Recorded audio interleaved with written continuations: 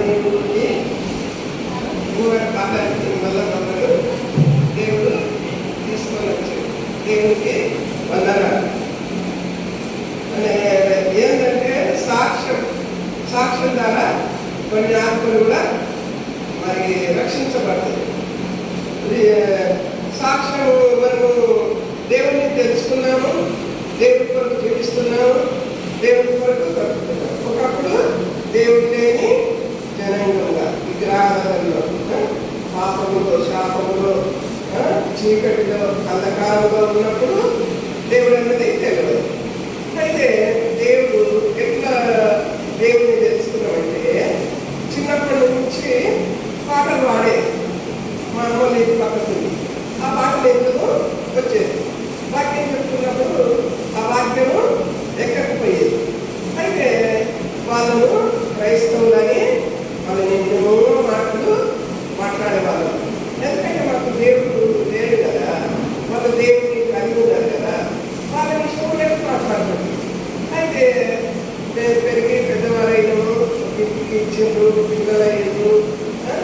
ఆ మాటలన్నీ ఎప్పుడు మనసుగా తిరుగుతారు.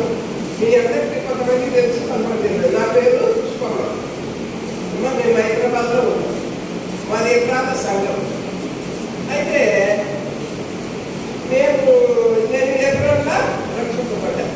అయితే నేను ఎట్లా దేవుడిని తెలుసుకుందంటే వినుట ద్వారా విశ్వాసం లేదు. ఇప్పుడు మీకు అందరికీ ఎట్లా చెప్పుకుంటూ వచ్చినామో అట్లనే మాకు కూడా చెప్పినా కానీ కొన్నిసార్లు వినిపించుకోవాలి.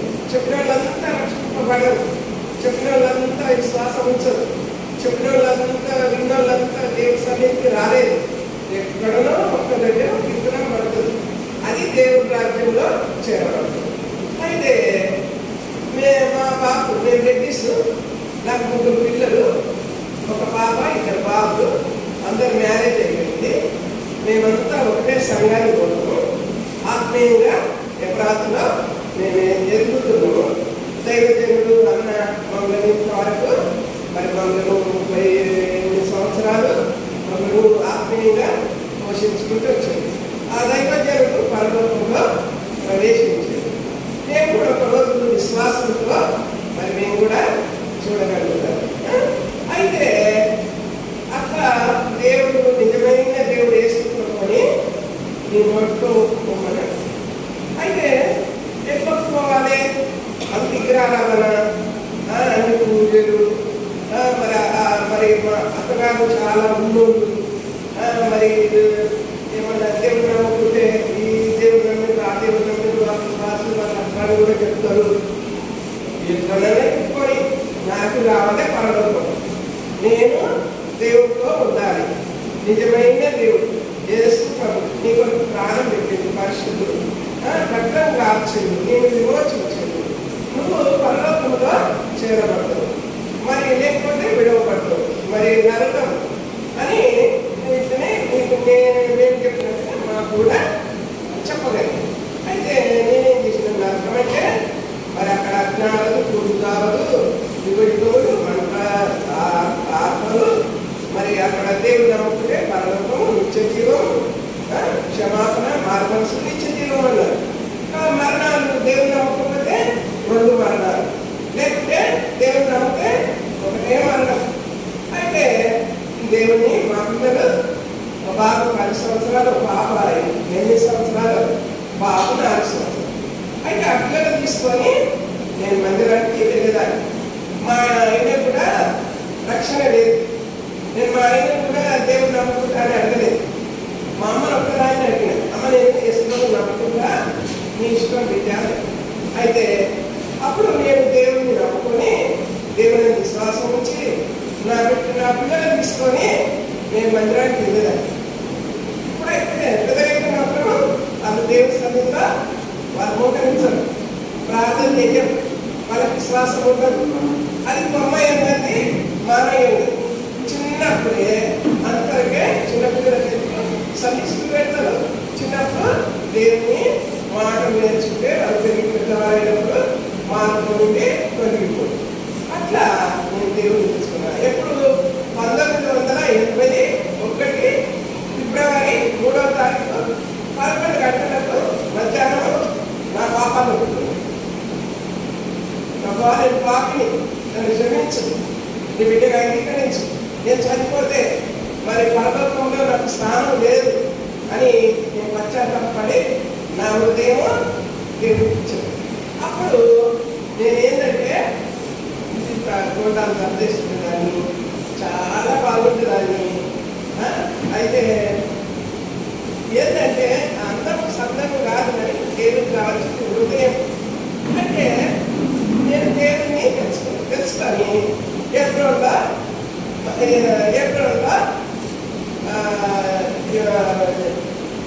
480 మందిగా బాప్తిసం తీసుకున్నాను. నాకు 200 మంది రక్షింపబడ్డారు. మా అమ్మ కూడా 90 ఏళ్ళనే మా ఇంటికి సేవకులు వచ్చి మరి సిస్టర్స్ వచ్చి ప్రార్థన చేస్తే మా అమ్మ కూడా దేవుని తెలుసుకున్నాను. మా అమ్మ ఏమన్నా నాకు బాప్తిసం నాకు బాప్తిసం అంటే తెలియదు. అయితే సరేనని బాప్తిసం సేవకుడు ఏమడికి బాప్తిసం అంటే ఏమన్నాడు? సత్యమ్మా అని మా అమ్మని అడిగింది.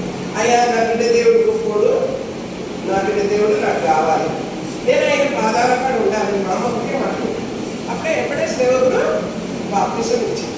అయితే ఇట్లా మనం ఒకప్పుడు దేవుడు లేనప్పుడు మనకు ఏమీ లేదు. మేము ఒక పరదేశంలో మా బిడ్డలకు సరైన ఆహారం పెట్టలేదు, సరైన వస్త్రాలు లేదే, సరైన పెద్ద చదువు చదివించలేదు. దేవుడు విడిచిపెట్టలేదు, దేవుడు మర్చిపోలేదు. దేవుడి కృప మమ్మల్ని వెంబడించింది. ఎన్నో శ్రమలు, ఎన్నో శోధనలు, ఎన్నో అవమానాలు, ఎన్నో నిందలు అయినా కానీ ముందుకు సాగిన. ఎందుకు? నా హృదయం తెరవబడ్డది. ఇప్పుడు మీరు ఆ డోర్ తీస్తే మీరు లోపలికి వచ్చారు, ఆ డోర్ మూస్తే మీరు లోపలికి రాగలుగుతారా? కాదు. అట్లనే నా హృదయం అన్నది తెరవబడ్డది, నాలో దేవుడు వచ్చిందో నేను దేవుడి కొరకు బ్రతకాలని తీర్మానం చేస్తున్నాను. చనిపోతే నీ కొరకే, బ్రతికితే నీ కొరకే బ్రతుకుతా అని ఆ తీర్మానంలో నేను పొద్దంతా నేను అన్ని వ్యవసాయ పనులు చేసిన. కలిసిన, కోసిన, దంచిన, విసిరిన, కుప్పబెట్టిన, ఒడ్డు కోసిన, అన్ని పనులు చేసిన. నాకు బాధ పడలేదు. ఇంకా కూడేసిన ఎన్నో పనులు చేయని పడలేదు. వ్యవసాయం మా బాబు ఏంటంటే వ్యవసాయదారు. చిన్నప్పటి నుంచి మాకు చదువు లేదు. మా అమ్మ 9 మంది, మా అమ్మ అప్పుడు పిల్లలు. ఇప్పుడు అంటే ఇద్దరు ఒకరి ఈ కాలంలో అప్పుడేం చదువులు లేవు. అయినా పర్వాలేదు, నేను దేవుడితో దినదినం ఎదుర్కొంటూ వచ్చిన దైవదాసులు, సేవకులు, పరిశుద్ధులు ప్రార్థించినాడు. దేవుడు ఇంతవరకు నిలబెట్టినాడు. అమ్మా మరి నాకు ఒక వాగ్దానం వచ్చింది. నేను 19 మరి బాప్తిసం తీసుకున్నప్పుడు 480 మందిలో మరి నేను ఒక తీర్మానం చేస్తున్నాను. నేనైతే ఉండను, తిరుపతి, కాళహస్తి, శ్రీశైల పర్వం అంతా పోయినా నేను గుండు కొట్టించుకున్నట్టున్నాను. వాళ్ళందరూ ఏది ఎన్నిక తీసినా ఏం చేసుకున్నా నా గుణము మరి మనసుకు మారలేదు. అయితే నేను ఇక బాప్తిసం తీసుకున్నప్పుడు నాకు ఒక వాగ్దానం వచ్చింది. నేను మారవలసి పొందిన బాప్తిసం తీసుకున్నప్పుడు ప్రభువా నేను మారవలసి పొందిన కానీ నేను చనిపోయడానికి సిద్ధంగా ఉన్నా, నాకు పరలోకం ఉందో లేదో ఇంకా అవిశ్వాసంలో ఉండి దేవుడికి మరి దూరంగా అయిపోతానేమో, దూరంగా వెళ్ళిపోతానేమో అని అప్పుడు ఒక సముద్రంలో పడాలి, లేకపోతే ఒక అగ్నిలో కాల్చుకోవాలి, నన్ను ఎవరు మరి ప్రేమించేవారు లేరు, మేమంత ఐశ్వర్యం లేరు, మా పిల్లలకు సరైన విధంగా పోషించేవారు లేవు. ఈ దేవుని నమ్ముకున్నారు, వీళ్ళు ఇంత రెడ్డిస్ అంటారు, ఈ కులం ఆ కులం అంటారు, మరి మా వాళ్ళంతా డెలివేస్తారా, మరి మేము ఎట్లా, మా పిల్లలు ఎట్లా, వాళ్ళ మ్యారేజ్ ఎట్లా, వాళ్ళ జీవితాలు ఎట్లా అని కొన్నిసార్లు ఆలోచించి అయినా కానీ దేవుడు ఇచ్చిపెట్టాను. అయితే అప్పుడు తీర్మానం చేసుకొని నేను ఏప్రిల్లో బాప్తిసం తీసుకున్నాను. 480 మందిలో కాన్ఫెషన్లో బాప్తిసం తీసుకున్నప్పుడు దేవుడు నాకు ఒక వాగ్దానం వచ్చింది. అంటే నేను సముద్రంలో పడాలి, చనిపోవాలి, ఈ లోకంలో నాకేమి స్వేచ్ఛ లేదు, నా పిల్లలు ఆత్మీయంగా ఐశ్వర్యవంతులుగా లేరు, మమ్మల్ని ఎవరు పోషించేవారు లేరు, మమ్మల్ని ఎవరు దగ్గర తీసేవారు లేరు, మాకు ఇల్లాకి లేదు, ఏం లేదు, ఆకాశం భూమి, మాకు ఇంకోటి ఏం లేదు అని ఆ తీర్మానంలో ఉన్నప్పుడు దేవుడు దర్శించి బాప్తిసం తీసుకున్నప్పుడు, నేను చనిపోవాలని సిద్ధంగా ఉన్నప్పుడు దేవుడు నాకు మరి 480 మందిలో నాకు బాప్తిసం తీసుకున్నప్పుడు దేవుడు యెషయా 43:2 ఎవరైనా చదవండి అమ్మ గట్టిగా.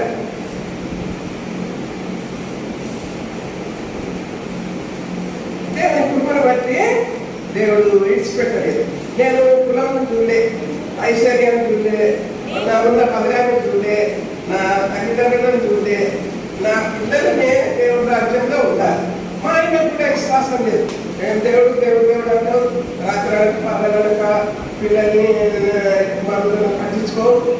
పిచ్చి వేసిందా, నీకు దయ పట్టిందా అని నేను నాకు పిచ్చి వేసిందో దయ పట్టిందో, నాకు దేవుడు కావాలి.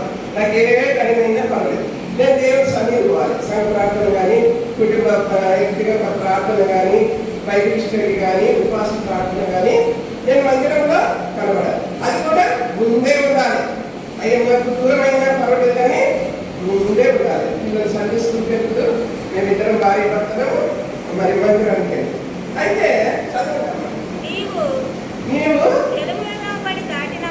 జలంలో పడి దాటినప్పుడు నీకు నేను తోడయ్యుండు, నదులలో పడి వెళ్ళినప్పుడు అవి నీ మీద పొర్లిపారు.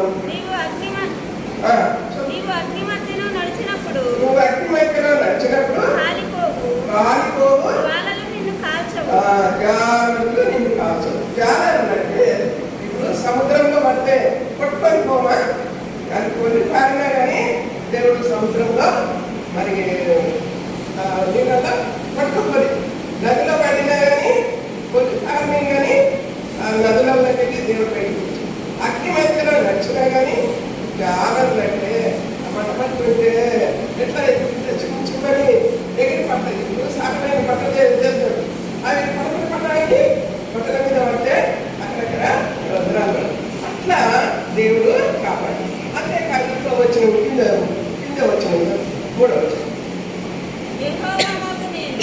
యెహోవానైన నేను నీకు దేవుడను,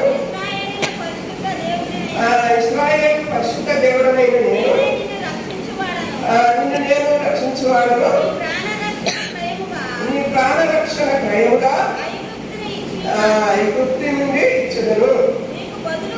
నీకు బదులుగా షేబాను ఇచ్చి ఉన్నాను. మీ సంతతి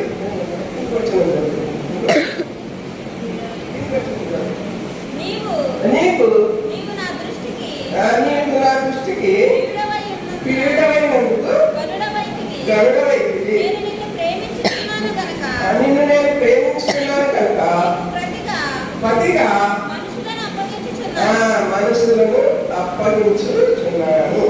అయితే నా మరణానికి దేవుడు మరి మనుషులను అప్పగించను. మళ్ళీ అంతేకాదు, నీకు తూర్పు పడమట ఉత్తరం దక్షిణ నుంచి నీ సంతానం రక్షించాను. నా సంతానం అంటే ఇప్పుడు నేను ప్రతి ప్రదేశంలో సువార్త చేస్తున్న సంఘాలైనా నా సంఘమైనా 4 దిక్కుల నా ప్రజలను ఏర్పాటు చేసి దేవుడు చేసాడు. అమ్మా ఇది నా సాక్ష్యం. అయితే నేను సువార్త అంటే నాకు చాలా ఇష్టం, సేవకులు అంటే చాలా ఇష్టం. పిచ్చి అంటే ఎందుకంటే లోకం నుండి వచ్చిన కాబట్టి.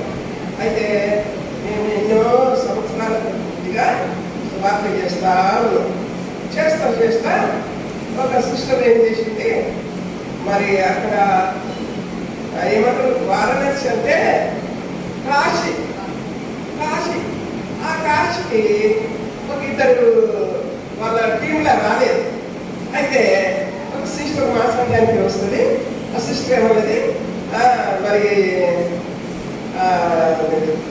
సంజ పుష్పక్క ఆంటీ వస్తుంది అని చెప్తే సరే కానీ చాలా దూరం 2 రోజులు ట్రైన్లో, 2 రోజులు మళ్ళీ వస్తున్నప్పుడు ఒక 2 రోజులు సువార్త. కానీ అక్కడ భయంకరమైన పరిస్థితి, భయంకరమైన సేవ. అక్కడ సేవకులు ఇక్కడ మన హైదరాబాద్ ఉంటే మరి అక్కడ పోయి చాలా శ్రమలు ఎదుర్కొని అక్కడ కూడా సువార్త చేసించు. మళ్ళా అక్కడనే కాదు, మళ్ళా వేరే ప్రాంతాన్ని అక్కడ పోయి సేవ చేసి వచ్చాను. మళ్ళీ మా దగ్గర కూడా సేవ చేసి వచ్చాను. నిన్న మళ్ళా నిర్మల్ 21వ తారీఖు, 22వ తారీఖు అంటే నిర్మల్కి వెళ్ళాము. ఎట్లా ప్రైవేట్ బస్సులలో టికెట్ పెట్టుకొని అక్కడికి వెళ్ళాము. వెళ్ళే అక్కడ మాకు సంజయ్ ముందే ఏది మాకు ఇట్లా బస్సులు ఇది మాకు బుక్స్ ఉన్నది. ఇప్పుడు ఇవన్నీ నేను ఎట్లా వచ్చాను, ఆ బుక్స్ ఉంది 50 కిలోలు. సరే ప్రైవేట్ బస్సు చెప్తే మనకు ఆ బుక్స్ వేయలేమో, మనకు సీట్ దొరుకుతుంది అని ఇద్దరం డబ్బులు పెట్టుకొని వెళ్ళినాం. వెళ్ళిన తర్వాత అక్కడ దిగినాం. సేవకులు వచ్చాడు, మమ్మల్ని తీసుకొని మందిరాన్ని చేర్చాం. పోయినాం. ఒక్కొక్క టైం ఒకరు 1 గంటలకు వచ్చారు, 3 గంటలకు వచ్చారు. సరే పొద్దున వాళ్ళు అన్ని ఆరోగ్యం చేసి తిన్నాం. పొద్దుగానే 7 గంటలకి ఆయన టీ తాగి స్వార్థ ఇస్తాం. అక్కడ పెద్ద మందిరం, పెద్ద అద్దె పొలం ఉంది, ఆయన సొంతూరు అంట. ఆ కట్టిండు ఆ మందిరంలో స్వార్థ చేస్తున్నాం. చెప్పుకుంటూ పోగా అదైతుంది. ఇక అప్పుడు మళ్ళీ మేము బ్రేక్ఫాస్ట్ రావాలి. అప్పుడు ఆ సేవకులు కట్టుకున్నారు ఊరోళ్ళు. చెప్పుకుంటానే మందిరం ఇట్లా ఎట్లా చేస్తారు, అక్కడ ఎట్లా చేస్తారు, ఇది అది మాకు అక్కడ ఇది అది అని. సరే నేను అక్కడ ముగించుకొని వచ్చేసినాం. టిఫిన్ చేసినాం, ప్రార్థన చేసినాం. మళ్ళీ సేవకుడు ఏమన్నాడు, అక్కడ 2 గంటలకు భోజనం సిద్ధపరుస్తాం, తినేసి 4 గంటలకు మళ్ళీ ఎల్లుండే అని చెప్పి. సరే మందిరం చుట్టే మమ్మల్ని ఆక్రమించారు. మళ్ళీ తర్వాత వేరే ఊరికేది మేము అక్కడ ఎట్లయితే ఇప్పుడు ఎట్లా 17 మంది వచ్చినామో అక్కడ కూడా మేము 17 మందినే ఉన్నాము. కొంచెం 4 గంటలు తిరిగినాము లేదా మమ్మల్ని త్యాగం. అక్కడ 2 బ్రదర్స్ వచ్చారు వాళ్ళు. ఇక మమ్మల్ని ఆపేసారు. ఆ బ్రదర్స్ చుట్టూ పడ్డారు. నేనన్నా అప్పుడే మా కూడా ఫోన్ చేస్తాను, అప్ప మా ఇంట్లో జరుగుతున్నారు చెప్పాను. బాగా జరుగుతున్నారు చెప్తున్నా. అదేమో ఎప్పటి పడ్డారు బ్రదర్స్. సరే ఇక్కడ మీరు ఎటువంటి మేము వస్తామని ఇక్కడ సిస్టర్స్ నేను పక్కన నేను చూస్తున్నాను. కాకుండా ఆయన వెళ్ళొచ్చు. వాళ్ళు కొంచెం ఏపీలు దూరం పెట్టుకున్నారు. వెళ్ళొచ్చినాక అప్పుడు ఎంత అవుతుంది, 4:30 అయిపోయింది. బాగా అయితే ఆ ఊరు నింపుకెళ్ళే బ్రదర్ ఏమన్నా ఇంకొక బ్రదర్ అని సిస్టర్ అన్నారు. ఆ సేవక అంటే ఇంకోటి ఉందాక ఈ ఊరు నింపుకెళ్ళే మన నిలబడి నింపుకెళ్ళే అక్కడ కూడా ఒక ఊరు ఉంటాను. అప్పుడు ఎట్లా అయిపోయింది టైం 5:15 వేరే వాళ్ళు కూడా 5:30 అయింది. ఒక 4-5 ఇల్లు 2-3 గంటలే చిన్న ఊరే వెళ్తున్నాం. ఎందుకంటే ఇంకా ఇట్లనే మా దాంట్లో ఇక్కడే మా చిన్నప్పటి లెక్క ఇప్పుడు నాకు వచ్చిన చిన్నప్పటి లెక్కనే అక్కడ కాదు నా సిస్టమ్ సేవకురాలు. అయితే కొంతమంది సంవత్సరాల మధ్య సేవకురాలు ముందు కూర్చున్నాను. ఇంకా నా పెద్ద నేను ఇట్లా ఆ ఎంతో కూర్చున్నాను. ఆమె ఏం చేస్తుందంటే ఎవరు ఎట్లా ఎక్కాలి, ఎవరు ఎట్లా దిగాలి, ఎవరికి ఏం కావాలి అని ఇట్లా ఇప్పుడు సేవకురాలు లెక్క అందరినీ డివైడ్ చేస్తుంది. నేనేం చేసిన బండి ఎక్కిందండి. ముందర కారు ఎక్కింది, తర్వాత ఆటోలు ఎక్కింది. ఎక్కినాక కూడా దిగించి వేరే ఎక్కువ నువ్వు అట్లనే ఎక్కాలి, ఇంకో లాంటి ఎక్కకూడదు అని అంటే ఎక్కినాక వాళ్ళు ముగ్గురు మధ్యలో ఎక్కినాక ఇంకా సిస్టమ్ నేను ఎక్కాను. అది కొంచెం ఇంకా దగ్గర కొద్ది వ్యాధి ఖచ్చితంగా ఎక్కినాక మేము పోతున్నాము. వాళ్ళంతా బతుకున్నారు. ఆ ఊరి దగ్గర వచ్చాము. అప్పుడు ఏం చేసిందంటే కారు డ్రైవర్ ఒక వ్యక్తి, ఇంకొక ఆయన ముగ్గురు, ఒక అబ్బాయి నుంచి వస్తుంది బండి మీద బైక్ మీద వస్తుంది. నేను ఎప్పుడు కూర్చుంటే కలవట్లేదు. అక్క మనల్నే ఫాలో చేస్తుంది, అక్క మనల్నే ఫాలో చేస్తుందని నేనంటే ఊరుకమ్మ నీకు అక్కడ అదే అలా పెట్టుకొని ఇక్కడ అంటున్నావు అని నన్ను కొంచెం బెదిరించింది. అయినా పర్వాలేదు అన్నాను. మమ్మల్ని చూసి ఆయన బ్రదర్ ఇంగ్లీష్ కొంచెం తెలుసుకో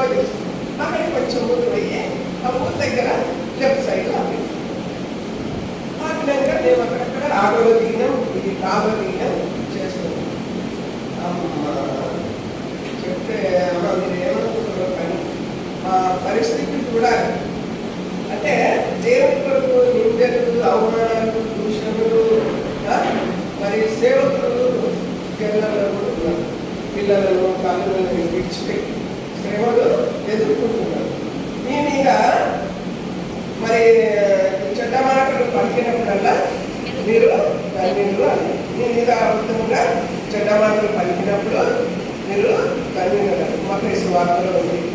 అయితే అయిపోయినాయి అంతా కొత్త డబ్బు పెద్దలు వాళ్ళకంటే నేనే పెట్టాను. అయితే ఇక చెప్తున్నారు అక్కడ గంజాయి తాగుతారు. ఆ సేవలు మేము పొలం చెప్పి అక్క ఇక్కడ 10 మంది చనిపోయి గంజాయి తాగని చెప్పి ఆ సేవకుడు ఆ ఊరు ఉంటాడు. నా ఊరు నా సంఘము నేను కట్టాలని ఆయన అక్షాక్ష.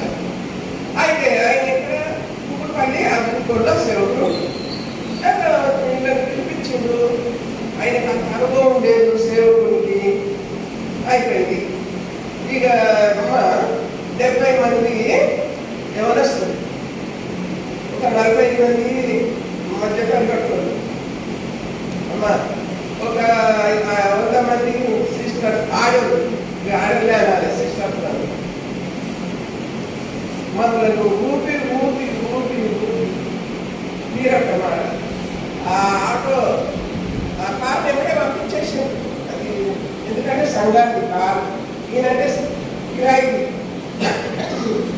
ఆయన ఏం చెప్పారంటే అయ్యా నాకు కిరాయి ఇచ్చారు, నేను వచ్చాను ఆటో ఏది ఆటో అయ్యి ఆయన ఆటో ఊపి ఊపి మా చెట్టు ఎన్ని గుంజుకొని కాలబెట్టి తీరప్రమాణ తిట్టి అవమానపరిచి వీళ్ళని గుర్తూపి వీళ్ళని తిట్టుపి వీళ్ళని ఓనికెప్పుడు మీరు ఎక్కడొచ్చిండ్రు, మీరు మా నిన్నమన్నా మా ఉంటే దొంగలు పడి బంగారం ఎక్కపోయి మీరే ఎక్కపోయిందేమో మా బంగారం పంపించి మీకేం పని లేదా, మీరు తెల్లజీవులు కట్టుకొని వస్తున్నారు, మీకేం పని లేదు అని వాళ్ళ సంభాషణ వాళ్ళ మాటలన్నీ వేరే. అయ్యా బీపీ ఉన్నది, షుగర్ ఉన్నదని, అయ్యా నేను అదేంటి నాకు ఏంటి క్యాన్సర్ ఉన్నదేమి ఎవరు, దేవుడు పిల్లలు ఎవరు, ఒకసారి పిల్లోడు ఉంటే 7 పిల్లలకి అసంత పోనీ ఆరోగ్యాలు కూడా చుట్టూ గ్యాదర్ అయ్యి వాళ్ళను 2 గంటలు సతమాతం చేసేసి ఇక మేము నైపుణ్యం రాకరాను ఒకరిని చెప్పల మీద పట్టింది, ఒకరినేమో శివుని పట్టుకుంటుంది. ఎందుకంటే మీకు అనుభవం లేదు. సువార్త అంటే సేవ అంటే పరిచర్య అంటే ఏంటిది అంటే తెలుస్తుంది. ఎందుకంటే మీరు అందరూ ప్రేర్ చేస్తారని ఆ సాక్ష్యాన్ని చెప్పగలుగుతున్నారు. ఎప్పుడు కూడా నేను ఇంత మరి 43 సంవత్సరాలతోనే దేవుడిలో ఎదుర్కొంటా మరి స్వార్థ చేసుకుంటా వస్తున్నా కానీ ఎప్పుడు అటువంటి సీను చూడలేదు. అయితే ఒక సిస్టర్ తోకపోయింది కూడా మా చిన్నమ్మలు తండ్రి అని ఆమె తీసుకున్నాయి. ఆమె కూడా లెక్క చేయకుండా చేసేవారికల్లా ఇక టైం అయినా కొద్దీ మాకు ఎక్కువ తాగి వస్తుంది, దాంట్లో ఎక్కువ తాకుండా వస్తుంది. ఒక వాళ్ళని ఆటలకి లేదు అయిపోయింది మా పని. అయితే అమ్మ ఏం చేసింది, పోలీసులు వాళ్ళు కారేస్తున్నారు. ఒక పోలీసులు వచ్చినా కానీ వాళ్ళని కూడా లెక్క చేస్తలేరు. అయితే అట్లా ఇన్ఫర్మేషన్ నాకు కూడా మమ్మల్ని తెలియచ్చు. ఎందుకు వచ్చారమ్మా, మీరు పర్మిషన్ తీసుకుని రావాలి, ఈ క్లాసుకి ఏరియా అని తెలియదా, మీరు ప్లేస్ ఎవరు ఏ క్లాస్ ఎవరు తెలియదు, ఆ ఊరు పేరు అది లక్ష్మణ్ శాంతారంట ఊరి పేరు. అయితే ఇక మేము ఆయన పేరు చెప్పదు కదా, మేము నష్టపోయింది సేవకుని మనం నష్టపరచదు కదా అని.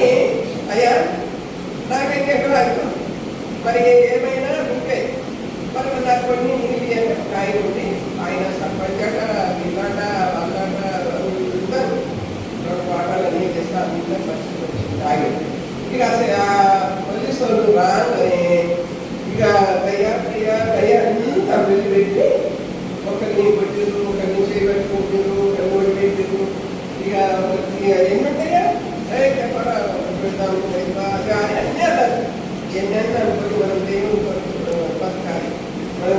దేవుడికి వచ్చినాం. అవమానాలైనా నిందలైనా ఎన్నైనా భరించాలి అని దేవుడి కొరకు నిలబడి ఆ పోలీసులు రాగానే ఇక మేము ఇక జనరల్ కొంచెం మాకు రిలీఫ్ అయింది. అక్కడైనా తిరుగుతాను అయితే మీరు కొంచెం ఎక్కువ రావాలంటే ఒకరి తిరుగుతాను కొంతమంది ఎట్లా ఉంది ఏం చేసారు పడేసుకున్నాను 200 మందిగా పడేస్తే మంచిగా వేసుకున్నప్పుడు కదా సిల్వర్ వేసినట్టు పడిపోయి ఆ బాటలు బ్యాగ్ బాటలు పెడితే నీళ్ళ బాటలు పడిపోయింది కానీ కోరు మాత్రం పడిపోయింది. అయితే వాళ్ళే పడబట్టినా ఎవరు లేకుండ్రో తెలియదు కానీ మాత్రం తర్వాత కొన్ని మాకు నేను ఆ షాప్ ఆ పోలీస్ స్టేషన్లోకి వస్తే వాళ్ళని రాసుకొని మీరు ఇక్కడ ఉండొద్దు వాళ్ళ మధ్యలో కూడా మీరు ఫాలో అవుతారని మమ్మల్ని ఇమ్మీడియట్గా వాళ్ళకి బస్ స్టాండ్ పంపించింది.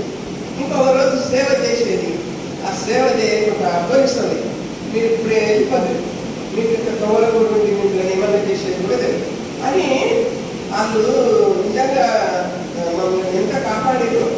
అయితే ఎంత కట్టిపో ముందర కట్టి నడుమ మా ఆటో మమ్మల్ని నా ఊరంతా దాటించి అది ఎంత 11 కిలోమీటర్లు ఉన్నది బస్ స్టాప్కు ఆ ఊరికి.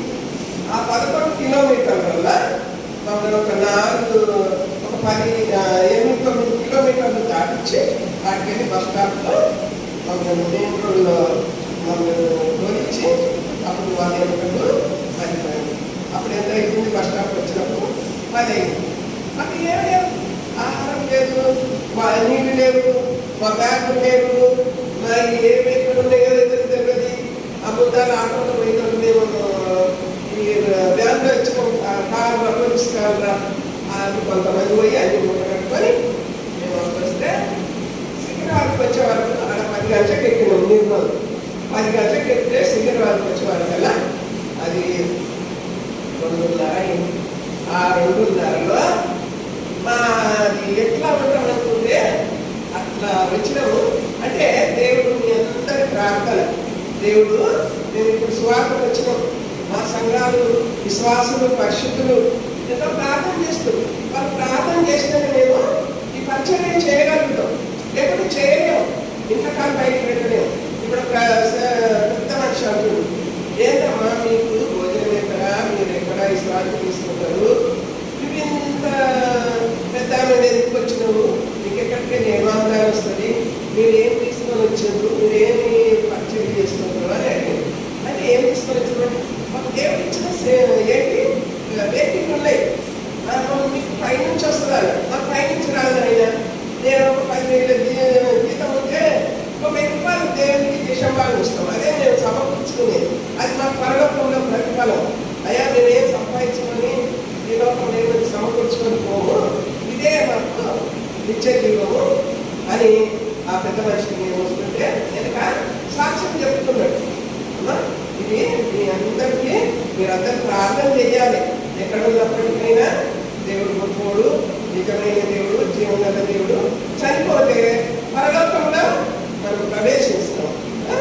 మరి మీరందరూ కలిసి ప్రార్థన చేయాలి. మీ పిల్లవారికి కూడా నేను సాక్ష్యం చెప్పిన మళ్ళా కూడా దేవుడు చేసిన గొప్ప కార్యం మీ మధ్యలో నిలబడాలంటే అది దేవుడు కృపనే. మేము అందరికి వచ్చినామంటే దేవుడే మమ్మల్ని కాపాడి మేము ఆయన కొరకు ప్రార్థన చేస్తున్నాం. వాళ్ళని హింసిస్తలేము, దూషిస్తలేము, అవమానం వస్తలేము, వాళ్ళ మీద మేము ఆయాసపడలేము. అలా రక్షించి దేవుడు అని దేవుని సన్నిధిలో మొదలుపెట్టున్నాం. 70 మంది అమ్మా ఏమొస్తుంది, 30, 25, 30 ఇట్లనే ఉన్నారు. 70 మంది 3 ఊళ్ళలో ఉంటారు. 3 ఊళ్ళో వాళ్ళు ఫోన్ చేసుకొని ఒకటైపోయి అంత చేసింది కదా. దేవుని వందనాలు, చిన్న సాక్ష్యాన్ని దేవుడు దీవించింది కాదు. అక్కడ వందనాలు.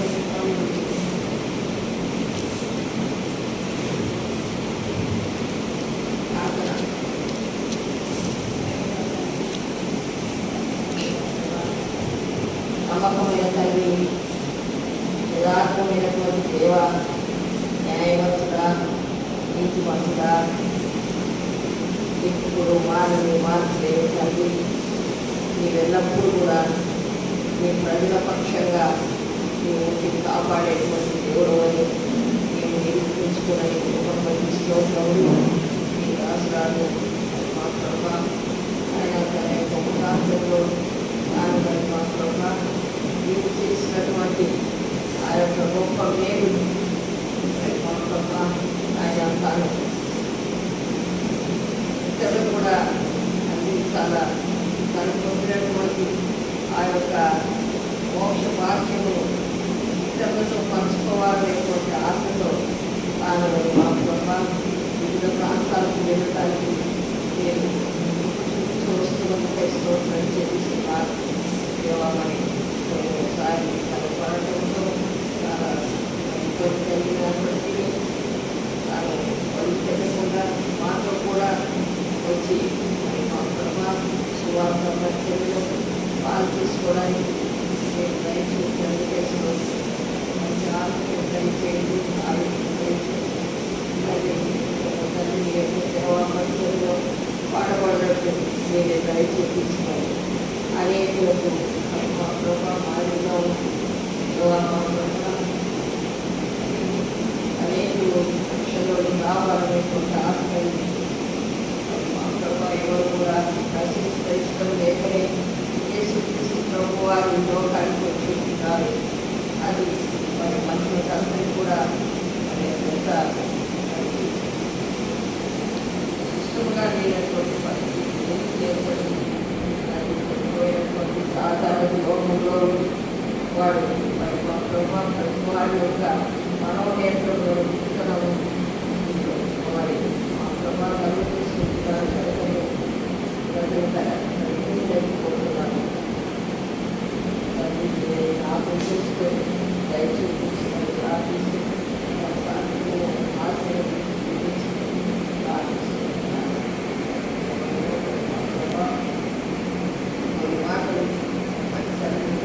పంచుకోవడానికి నాకు కూడా మీరు దయచూపించమని ఆయన మరి మా ప్రభావం బాగా సెలవిచ్చిన తల్లి బట్టి మంత్రాలు వారికి మరి కావాలి. మరి తల్లి వారికి మాకు కావలసినటువంటి వర్తమానము పరలోకంలో మాకు అనుభవించవలసి ప్రవహించి యేసు పరిశుద్ధమైన పవిత్రమైనటువంటి నామమున ప్రార్థించి మనము ప్రభు అయిన యేసుక్రీస్తు ఆరాధించాలి కుటుంబంతో సహా. అంటే కుటుంబం అంటే భార్య, భర్త, పిల్లలు. కనుక ఇంకా ఒకవేళ ఉంటే అమ్మ, నాయన, అత్త, మామ, బంధువులు ఎవరైనా ఉన్నా కానీ మనతో కూడా కనిపించేటువంటి వారందరినీ కూడా మరి కలుపుకొని మనము మరి కొన్ని వచనాలు చదువుకొని పాట పాడుకొని ప్రార్థన చేసుకోవడము కనీసం అంటే 10-15 నిమిషాలు ఉదయం సాయంత్రం ఒక 1 గంట మనం దేవుడి సన్నిధిలో గంట ఎంతైనా క్షేమం. తర్వాత మనం చూస్తే మనకు ప్రభు ఏం చెప్తున్నాడు? 10వ భాగం ఇవ్వమంటున్నాడు. అన్నింటిలోనూ 10వ భాగం ఇవ్వమంటున్నాడు. అన్నింటిలోనంటే సమయంలోనూ, మన శక్తిలోనూ, మన ఆరోగ్యంలోనూ, మనం సంపాదించేటువంటి సంపదలోనూ 10వ భాగము ఇవ్వాలని దేవుడి యొక్క ఆజ్ఞలు. అంటే మరి మనము దినానికి ఎంత ఇవ్వాలా? ఎంత సమయం ప్రభు ఇవ్వాల్సింది? 2.5 గంటలు. మరి ఆ విధంగా చేయగలుగుతున్నారా? కుటుంబాలను చేస్తున్నారా? తర్వాత 10వ భాగం ఇస్తున్నారా? సమయాన్ని, మీ యొక్క శక్తిని, మీ యొక్క బలాన్ని, మీ ఆరోగ్యాన్ని సమస్తంలో కూడా దేవుడు 10వ భాగం అందించారు. మీరు దాన్ని చేసి మరి ఆయన పరిశోధించమని చెప్తారు. అలాంటి గ్రంథంలో ఆ మాటలు ఉన్నాయి. మీరు దీన్ని చేసి నన్ను శోధించిన తెలుసుకుంటారు. వాకి ధరించి పర్లోకపు వాకి ధరించి ఆకాశపు వాకి ధరించి పట్టజాతి మీద కుమ్మరిత ఆశీర్వాదం మనకి ఆశీర్వాదం కావాలనుకుంటే మనము మరి చేయవలసినది ప్రభు చెప్పినది చేయవలసినటువంటి వారంగా ఉంటున్నాం. ఈ సమయంలో వాక్యాన్ని సామెతల గ్రంథము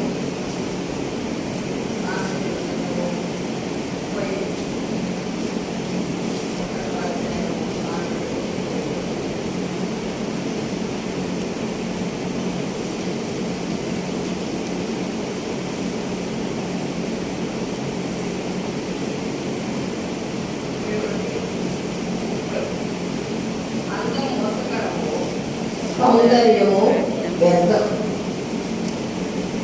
ఏమంటారు? అందము మోసకరము, సౌందర్యము వ్యర్థము. యెహోవా యందు భయభక్తులు కలిగిన స్త్రీ కొనియాడబడు. చేసిన పనిని బట్టి అట్టి దానికి ప్రతిఫలము ఇయ్యదగు. గౌనుల యొక్క ఆమె పనులు ఆమెను కొనియాడు. యెహోవా యందు భయభక్తులు కలిగినటువంటి స్త్రీ ఏమవుతుంది? ఆమె కొనియాడబడేది. కొనియాడబడటం అంటే కొనియాడబడటం అంటే కొనియాడబడటం అంటే కొనియాడబడటం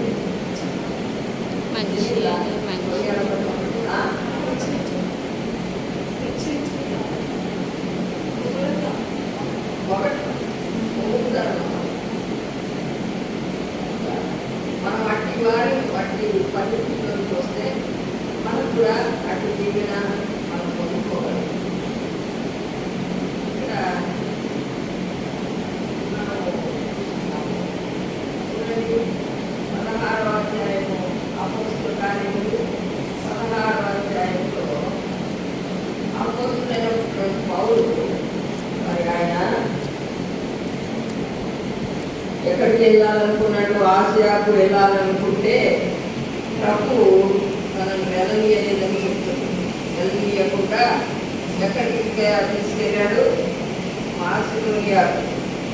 మాసిదోనియాలో ఫిలిప్పి అనేటువంటి పట్టణాన్ని తీసుకొచ్చాడు.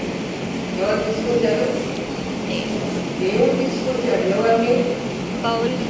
పౌలును శీలను. వారు అక్కడికి వచ్చినప్పుడు అక్కడ నది తీరమున ప్రార్థన జరుగుతుంది అని వారు తెలుసుకొని అక్కడికి వెళ్ళినప్పుడు అక్కడ కొంతమంది స్త్రీలు అక్కడ ఉంటారు. అది విశ్రాంతి. అదే దినము విశ్రాంతి దినం. అంటే అది ఆ రోజుల్లో విశ్రాంతి దినం అంటే శనివారం. ఈరోజు మనకు విశ్రాంతి దినం ఏంటి? ఆది.